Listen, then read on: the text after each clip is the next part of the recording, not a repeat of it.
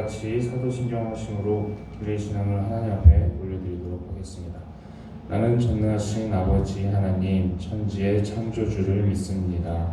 나는 그의 유일하신 아들 우리 주 예수 그리스도를 믿습니다.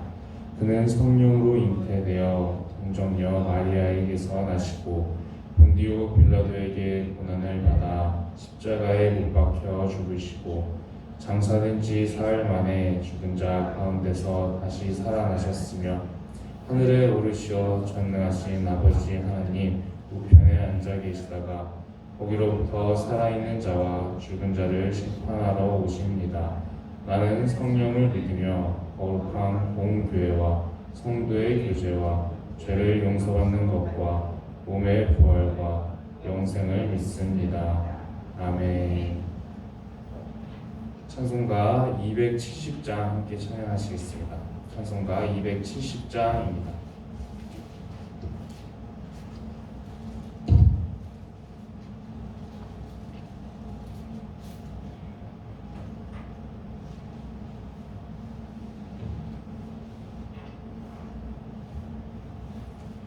찬송가 270장 함께 찬양하시겠습니다.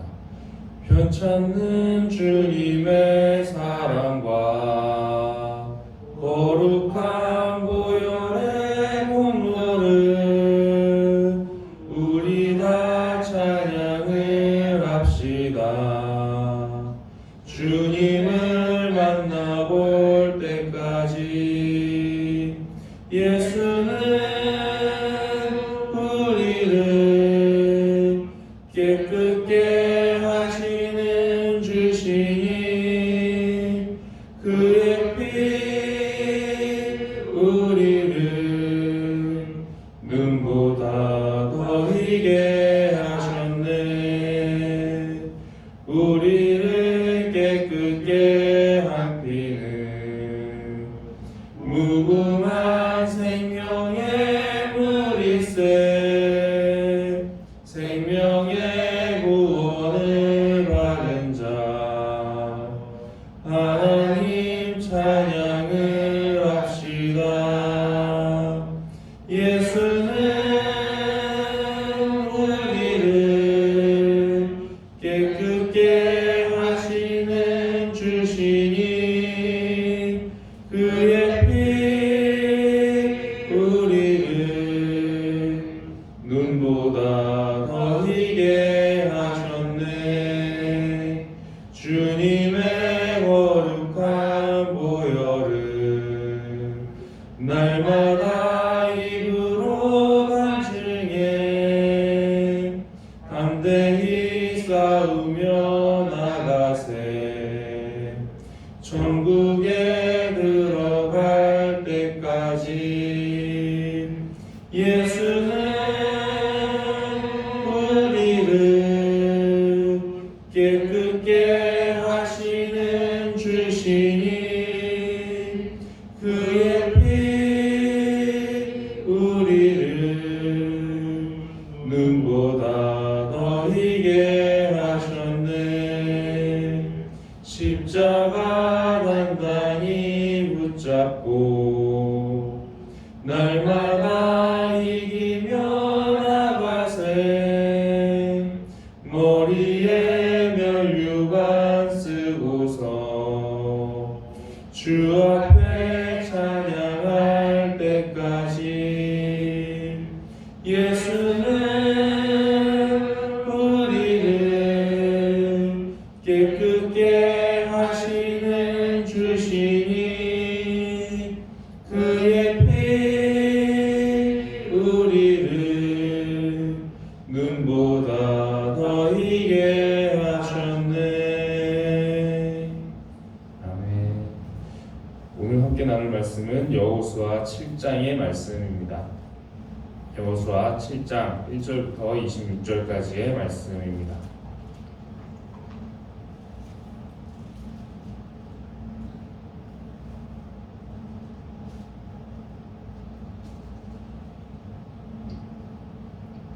여호수아 7장의 말씀입니다.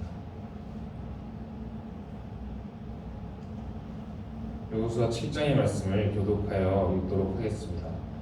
이스라엘 자손들이 온전히 바친 물건으로 말미암아 범죄하였으니 이는 유다 지파 세라의 증손 삽디의 손자 알미의 아들 아간이 온전히 바친 물건을 가졌음이라. 여호와께서 이스라엘 자손들에게 진노하시니라. 여호수아가 여리고에서 하나님의 물어보는데 있는 아이로 보내며 그들에게 말하여 이르되 올라가서 그 땅을 정탐하라 하매 그 사람들이 올라가서 아이를 정탐하고 여호수아에게로 돌아와 그에게 이르되 백성을 다 올라가게 하지 말고 2~3천 명만 올라가서 아이를 치게 하소서. 그들은 소수이니 모든 백성을 길로 보내어 수고롭게 하지 마소서 하므로 백성중 3,000명쯤 위로 올라갔다가 아이 사람 앞에서 도망하니 아이 사람이 그들을 36명쯤 쳐 죽이고 성문 앞에서부터 스바림까지 쫓아가 내려가는 비탈에서 쳤으므로 백성의 마음이 녹아 물같이 된지라. 여호수아가 옷을 찢고 이스라엘 장로들과 함께 여호와의 궤 앞에서 땅에 엎드려 머리에 그들을 뒤집어 쓰고 저물들어 눕다가 이르되 슬프도소이다. 주 여호와여, 어찌하여 이 백성을 인도하여 요단을 건너게 하시고 우리를 아모리 사람의 손에 넘겨 멸망시키려 하셨나이까. 우리가 요단 저쪽을 만족하게 여겨 거주하였더라면 좋을 뻔하였나이다. 주여 이스라엘이 우리의 원수들 앞에서 돌아섰으니 내가 무슨 말을 하오리까. 가나안 사람과 이 땅의 모든 사람들이 듣고 우리를 둘러싸고 우리 이름을 세상에서 끊으리니 주의 크신 이름을 위하여 어떻게 하시려 하나이까 하니 여호와께서 여호수아에게 이르되 일어나라 어찌하여 이렇게 엎드렸느냐. 이스라엘이 범죄하여 내가 그들에게 명령한 나의 언약을 어겼으며 또한 그들이 온전히 바친 물건을 가져가고 도둑질하며 속이고 그것을 그들의 물건들 가운데에 두었느니라. 그러므로 이스라엘 자손들이 그들의 원수 앞에 능히 맞서지 못하고 그 앞에서 돌아서나니 이는 그들도 온전히 바친 것임이니라. 그 온전히 바친 물건을 너희 중에서 멸하지 아니하면 내가 다시는 너희와 함께 있지 아니하리라. 너는 일어나서 백성을 거룩하게 하여 이르기를 너희는 내 일을 위하여 스스로 거룩하게 하라. 이스라엘의 하나님 여호와의 말씀에 이스라엘아 너희 가운데에 온전히 바친 물건이 있나니 너희가 그 온전히 바친 물건을 너희 가운데에서 제하기까지는 내 원수들 앞에 능히 맞서지 못하리라. 너희는 아침에 너희의 자발로 가까이 나오라. 여호와께 뽑히는 그 지파는 그 족속대로 가까이 나올 것이요 여호와께 뽑히는 족속은 그 가족대로 가까이 나올 것이요 여호와께 뽑히는 그 가족은 그 남자들의 가까이 나올 것이요. 온전히 바친 물건을 가진 자로 뽑힌 자를 불사르되 그와 그의 모든 소유를 그리하라. 이는 여호와의 언약을 어기고 이스라엘 가운데에서 망령된 일을 행하였음이라 하셨다 하라.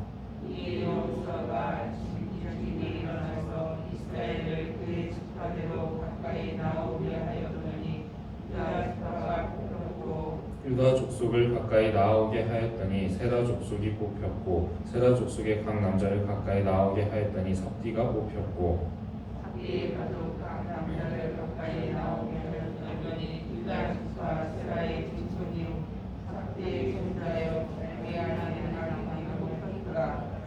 그러므로 여호수아가 아간에게 이르되 내 아들아 청하노니 이스라엘의 하나님 여호와께 영광을 돌려 그 앞에 자복하고 내가 행한 일을 내게 알게 하라. 그 일을 내게 숨기지 말라 하니 아간이 여호수아에게 대답하여 이르되 충고하는 이스라엘 하나님 여호와께 범죄하여 이러이러하게 행하였나이다.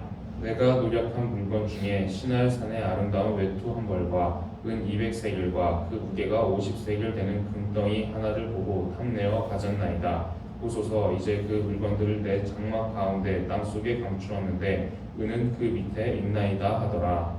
이에 여호수아가 사자들을 보내매 그의 장막에 달려가 물건이 그의 장막 안에 감춰져 있는데 은은 그 밑에 있는지라. 그들이 그것을 장막 가운데서 취하여 여호수아와 이스라엘 모든 자손에게 가지고 오매 그들이 그것을 여호와 앞에 쏟아 놓으니라. 여호수아가 이스라엘 모든 사람과 더불어 세라의 아들 아간을 잡고 그 은과 그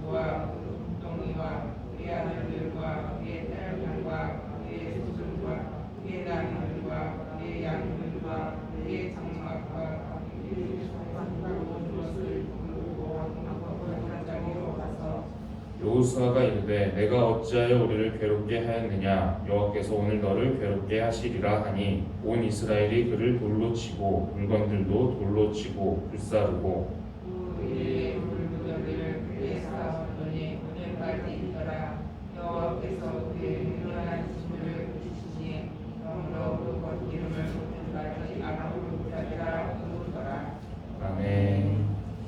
오늘 우리가 함께 나눌 여호수아 7장의 말씀은 이제 그 여리고성이 무너진 사건 이후의 사건을 다루고 있습니다. 하나님께서는 여리고성이 무너질 때 여리고성에 있는 모든 것을 하나님께 바치라 그렇게 말씀을 하셨고 이스라엘 백성도 이 말씀을 들었었습니다. 그럼에도 불구하고 이스라엘 사람 중에 아간이라는 사람이 이 하나님께 바치는 물건들 가운데 탐을 내어서 일부를 자기가 이제 숨기게 되는 하나님의 것을 도둑질하는 그런 상황이 벌어지게 됩니다. 이스라엘 사람들은 이 사실을 알지 못하고 이제 가나안 땅 정복을 계속해서 이어가기 위해서 그 다음 전투를 준비하였습니다. 그 다음 전투는 아이성이라는 작고 조금은 만만한 쉬운 성이었습니다. 그래서 이스라엘 백성들이 아이성을 살펴본 다음에는 병력이 다 움직일 필요도 없다고 그래서 일부의 병력만 가서 우리가 손쉽게 제압하고 점령하자고 그렇게 의견을 제안을 했는데 그 일부의 병력이 가서 쉽게 이길 줄 알았더니 생각과 다르게 오히려 패배하고 돌아온 상황이 벌어졌습니다. 이것이 이스라엘 사람들에게 그리고 여호수아와 이스라엘의 지도자들에게는 굉장히 큰 충격으로 다가왔습니다. 하나님께서 함께 하시지 않는다는 의미이기도 했고 또 이 패배에서 고작 사상자를 따지자면 수십 명 정도밖에 안 됐습니다. 많다고 할 수는 없는 숫자임에도 불구하고 뭐 병력의 절반을 잃었다던가 이런 큰 치명적인 타격이 있었던 건 아닌데 그럼에도 불구하고 여호수아는 하나님 앞에 엎드려서 기도로 간구하게 됩니다. 그 이유는 무엇이냐면 지금 이 패배가 의미하는 바가 상당히 컸다는 것입니다. 지금 이 사실을 가나안 땅의 다른 족속들이 알게 되면은 그 전에는 가나안 땅 족속들이 저 이스라엘 사람들과는 하나님이 함께 하신다고 그 하나님은 요단강도 물을 막으시고 이스라엘 백성들이 마른 땅으로 건너게 하실 수 있는 그런 하나님이라고 저 사람들을 우리가 어떻게 이기겠느냐고 하면서 이 이스라엘 사람들은 가나안 모든 족속들의 두려움의 대상이었습니다. 그런데 이 고작 아이성과 같은 작은 성에 이스라엘이 패배했다라는 소식이 전해지게 되면 이제 더 이상 가나안 땅 족속들이 이스라엘 백성들을 공포의 대상으로 여기지 않고 우리가 이길 수 있는 방법이 있구나, 이길 수 있을 만한 상대구나, 고작 저 아이성도 상대하지 못한다면 저 사람들은 우리가 어쩌면 쉽게 이길 수 있는 상대이겠다라고 생각을 하고 연합해서 이들을 공격하기라도 한다면 이스라엘의 전체의 그 안전이 상당히 위험해지는 그런 상황 속에 있었기 때문에 이 패배의 후폭풍 그 영향이 굉장히 두려울 만한 일이었다는 것입니다. 그래서 여호수아는 하나님 앞에 간구하면서 엎드려 기도하게 됩니다. 그때 하나님께서 여호수아에게 왜 이렇게 됐는지 이 패배가 어째서 일어난 것인지 알게 하십니다.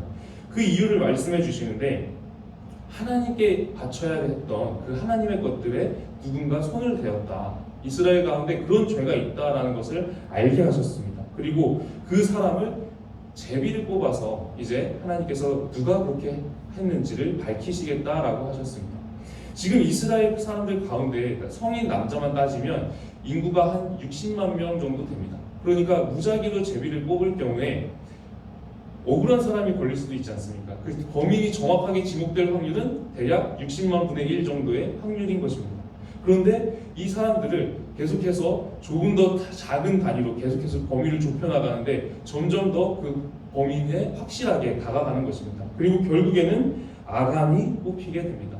하나님께서는 범죄한 사람, 확률적으로 60만 분의 1이 아니라 그 범죄한 아간을 정확하게 짚어내시고 그 아간에게 여호수아가 네가 정말로 죄를 지었느냐, 어떻게 하나님께 죄를 지었느냐 말했을 때 결국에 그 아간도 하나님 앞에 고백할 수밖에 없는 그런 상황이 만들어지게 됩니다. 60만 분의 1이라는 확률을 정확하게 짚어내신 그 하나님 앞에서 아간도 더 이상 내가 하나님 앞에 이 죄를 숨길 수가 없구나 라고 깨닫고 고백하게 되는 것입니다.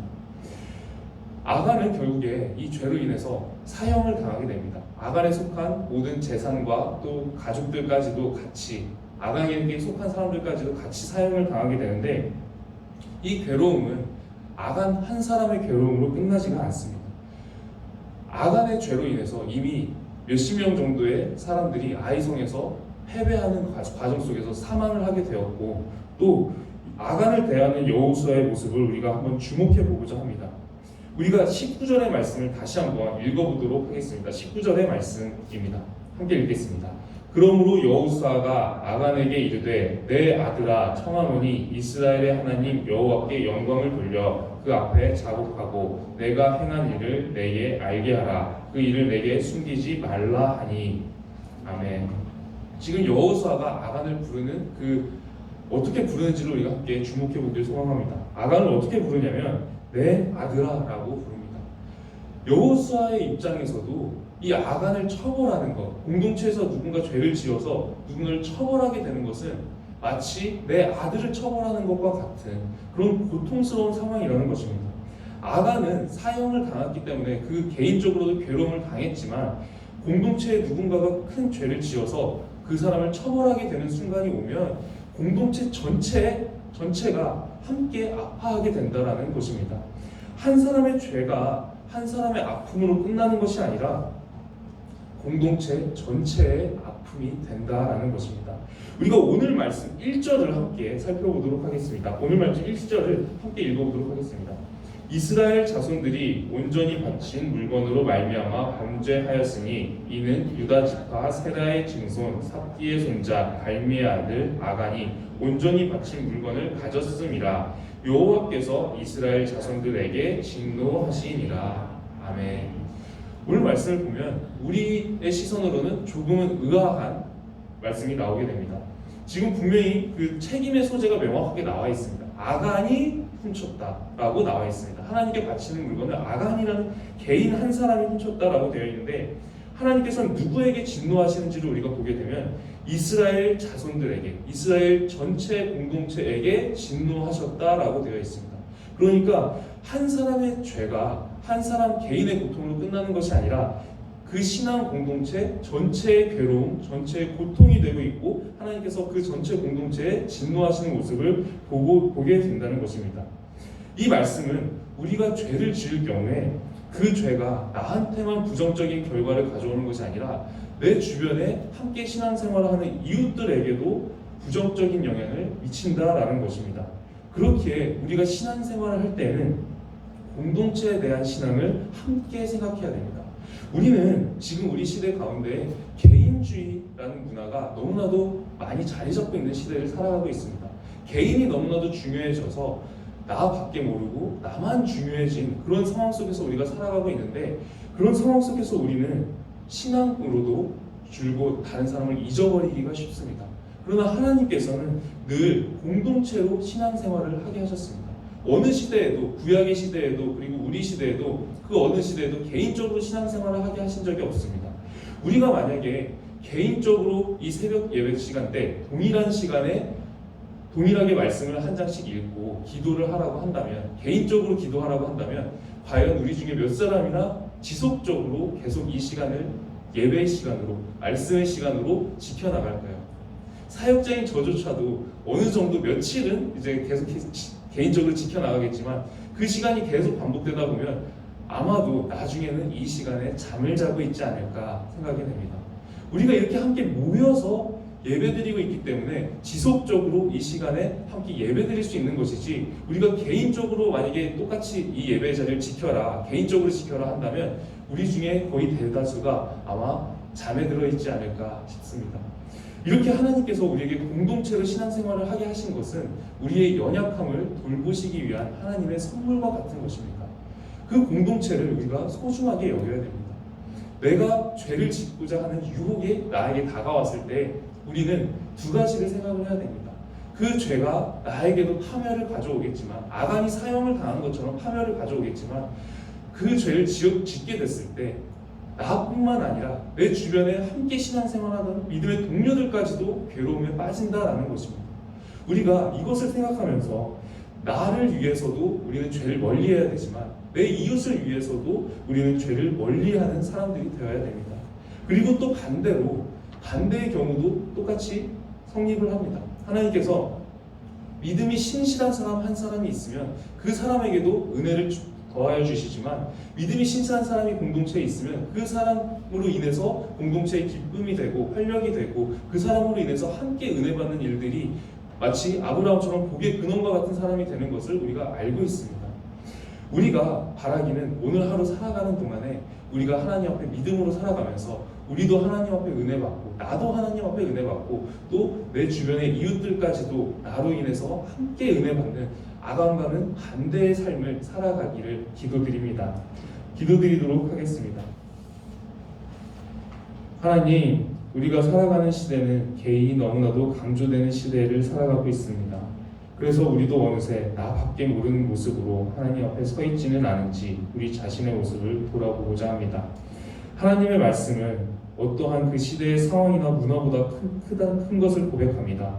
그러니 우리가 하나님의 말씀을 받아서 이 시대의 문화를 따라가는 것이 아니라 개인주의 문화를 따라가는 것이 아니라 나뿐만 아니라 내 주변의 이웃까지도 함께 생각하는 그런 성숙한 믿음이 되게 하여 주시옵시고 우리 공동체 안에 아간과 같은 범죄가 없기를 기도하오니 한 사람 한 사람의 마음을 주관하여 주시고 신앙을 주관하여 주사 우리 모두를 선한 길로 인도하여 주시옵소서. 살아계신 우리 주 예수 그리스도의 이름으로 기도합니다. 아멘.